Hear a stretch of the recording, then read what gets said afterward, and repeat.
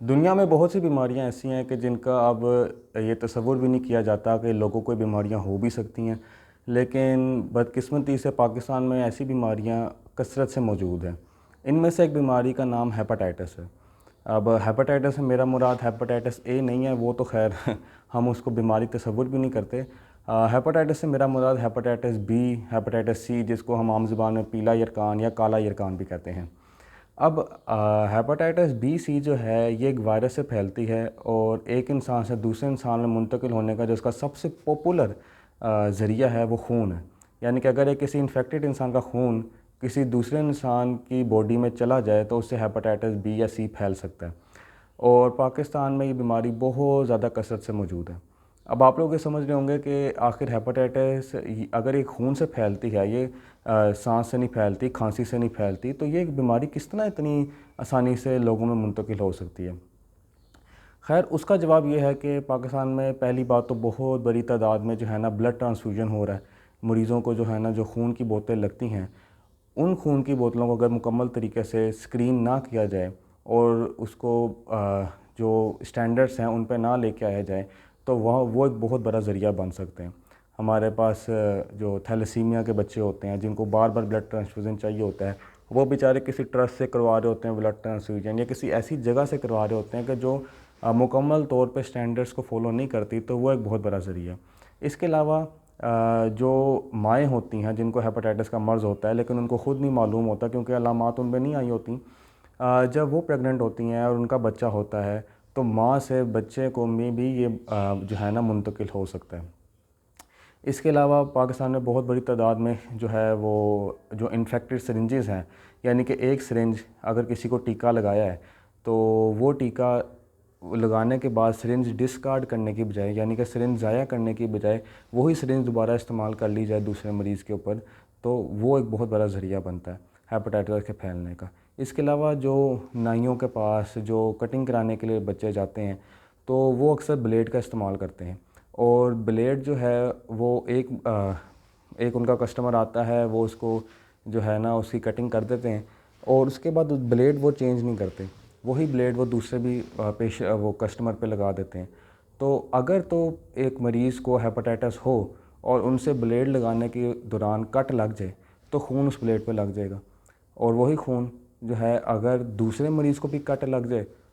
تو وہ ہیپاٹائٹس پھیل جائے گا۔ اس کے علاوہ بھی بہت سے جو ہیں کیا کہتے ہیں جو شوگر سٹرپس ہوتی ہیں گھروں میں استعمال کی جاتی ہیں، جو ایک پرک کر کے بلڈ لیا جاتا ہے اور شوگر چیک کی جاتی ہے، اگر وہ گھر ایک ہی سٹرپ سے پورے گھر کے افراد کر رہے ہوں گے تو اللہ معاف کرے اگر کسی کو بھی ہیپاٹائٹس ہوگا تو پھر سب کو ہوگا۔ اب ہیپاٹائٹس بی سی جو ہے یہ بڑی عجیب قسم کی بیماری ہے، کیونکہ اس کی جو علامات ہیں نا وہ کوئی اسپیسیفک نہیں ہے۔ جس طرح ڈینگی کو ہم پکڑ لیتے ہیں، ملیریا کو ہم پکڑ لیتے ہیں، ہیپاٹائٹس بی سی کو پکڑنا جو ہے نا بہت مشکل کام ہے، کیونکہ جو عام طور پہ روٹین کی جو ہوتی ہے نا جو علامات ہر بیماری کے ساتھ ہوتی ہیں، ان کی بھی علامات وہی ہیں، کوئی اسپیسیفک نہیں ہے کہ یہ اگر ہوگا تو ایک دم سے ہمیں شک پڑ جائے گا کہ بھئی اس کو ہیپاٹائٹس ہے کہ نہیں ہے۔ جس طرح بخار ہو رہا ہے، تھکاوٹ محسوس ہو رہی ہے،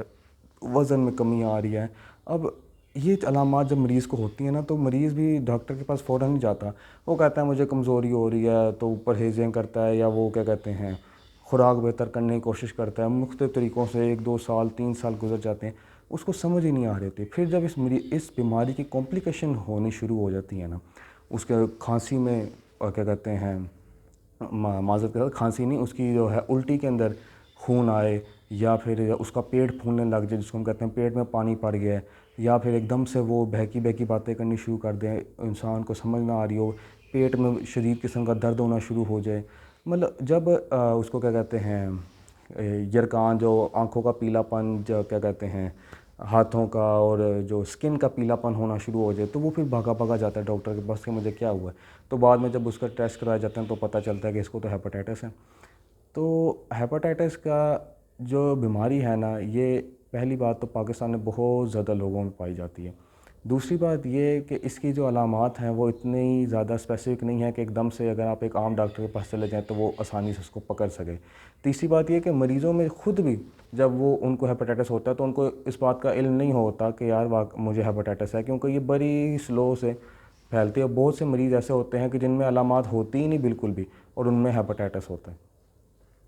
اب اس بیماری کی علاج اور اس بیماری کا بچاؤ جو میری ویڈیو بنانے کا سب سے امپورٹنٹ سیگمنٹ ہے, اس کے بارے میں بات کرنی ہے.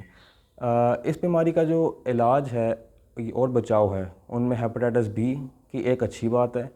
اور ایک بری بات ہے. اسی طرح ہیپاٹائٹس سی کی بھی ایک اچھی بات ہے اور ایک بری بات ہے. جہاں تک بات آتی ہے ہیپاٹائٹس بی کی, تو جو اس کی بری بات ہے وہ یہ ہے کہ ہیپاٹائٹس بی اگر کسی کو ہو جاتا ہے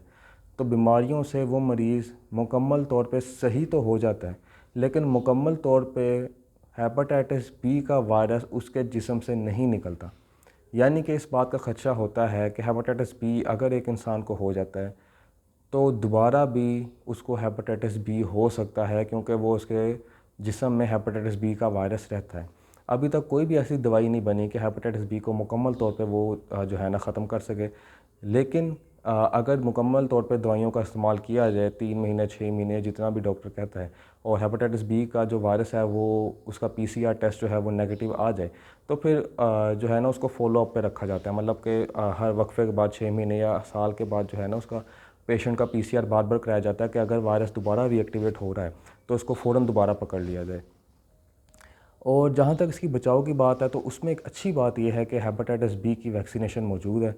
اور بچوں کے جو پاکستان میں بچوں کو EPI شیڈیول کے مطابق بچپن میں ویکسینیشن لگتی ہے, اس میں بھی ہیپاٹائٹس بی کی جو ویکسین ہے وہ موجود ہے.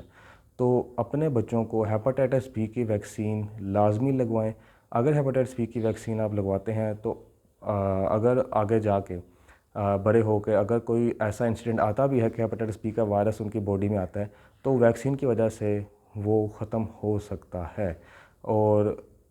کیا کہتے ہیں, اگر آپ کو خود اندیشہ ہو کہ کسی کی نیڈل پرک ہو جائے, کسی کا خون آ جائے,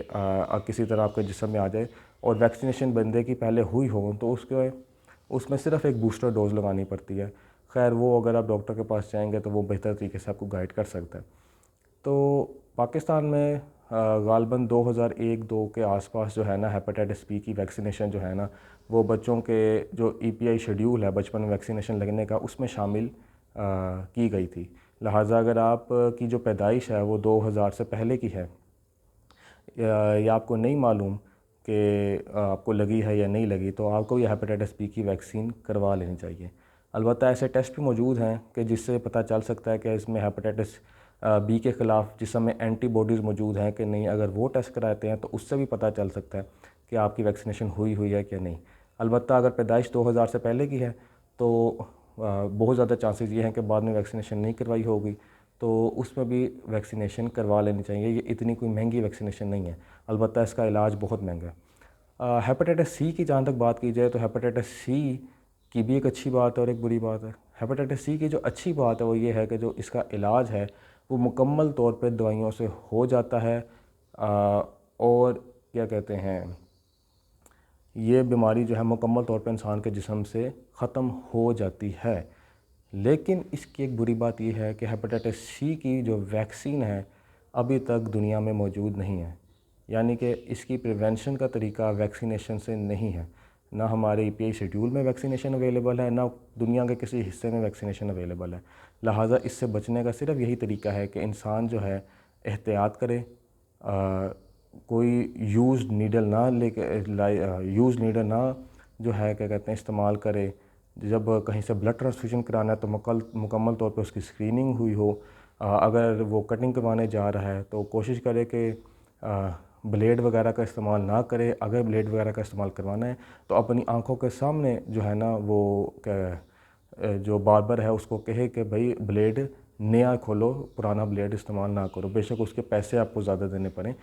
کیونکہ ان بیماریوں کا جو علاج ہے وہ بہت مہنگا ہے. اور اس سے بھی بڑی بات کہ انسان کی جو لائف ہے وہ مزریبل ہو جاتی ہے. اس سے آگے لیور فیلئر میں مریض چلا جاتا ہے, پھر لیور کینسر میں بھی جا سکتا ہے, لیور ڈیکمپنسیشن میں جا سکتا ہے, اس کو پھر مزید پھیپھڑوں کی بیماریاں ہو سکتی ہیں, گردے کی بیماریاں ہو سکتی ہیں. اور یہ مریض ہم ہسپتالوں میں دیکھتے ہیں. یہ صرف کتابی باتیں نہیں ہیں جو میں آپ لوگوں کو بتا رہا ہوں, اور پاکستان میں یہ بہت زیادہ تعداد میں اس طرح کے مریض موجود ہیں. حالانکہ دنیا میں ایسے مریضوں کا تصور اب نہ ہونے کے برابر رہ گیا. تو جہاں تک ہماری بات ہے، ہمارے اختیار میں اللہ نے احتیاط رکھی ہے اور علاج رکھا ہے، البتہ احتیاط علاج سے بہتر ہے۔ تو ہمیں چاہیے کہ ان کے بیماریوں کا اگر ہمارے پاس نالج ہے تو ہم آگے بھی پھیلائیں اور اس کی احتیاط بھی کریں۔ جو زیادہ فنٹر بننے کی کوشش ہوتی ہے کہ بھائی کچھ نہیں ہوتا اور ایسی وہ اللہ مالک ہے اور اللہ صحت دینے والا ہے، وہ چیزیں تو ٹھیک ہیں، لیکن اللہ نے اگر ہمیں عقل دی ہے تو وہ استعمال کرنے کے لیے دی ہے، نہ کہ اس کو ضائع کرنے کے لیے دی ہے۔ میرا نام حمزہ ملک ہے، میں ایک ینگ ڈاکٹر ہوں، اور آپ سے اسی طرح کے کسی اور ویڈیو میں نیکسٹ ٹائم میں ملوں گا انشاءاللہ بہت جلد۔ تب تک کے لیے اللہ حافظ۔